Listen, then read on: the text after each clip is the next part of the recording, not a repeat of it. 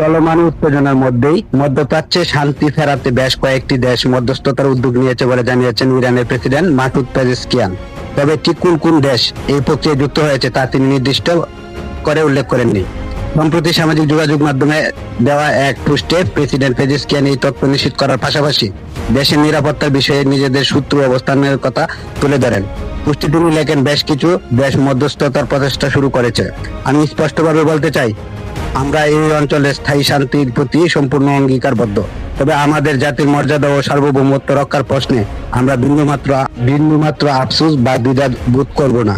মধ্যস্থতাকারীদের উদ্দেশ্যে করে ইরানের প্রেসিডেন্ট বলেন, যারা ইরানি জনগণকে অমূল্যায়ন করেছে এবং সংঘাতে উস্কে দিয়েছে, মূলত তাদের উদ্দেশ্যেই এই মধ্যস্থতা পরিচালিত হওয়া উচিত। প্রেসিডেন্ট পেজেশকিয়ান এই মন্তব্য এমন এক অস্থিতিশীল সময়ের সামনে এলো যখন এই অঞ্চলে চরম উত্তেজনা বিরাজ করছে।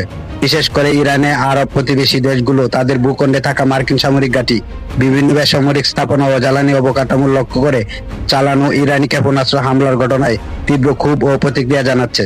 এই পরিস্থিতির মাঝেই ইরানের এই সতর্কতামূলক বার্তা আঞ্চলিক রাজনীতিতে নতুন মাত্রা যোগ করেছে।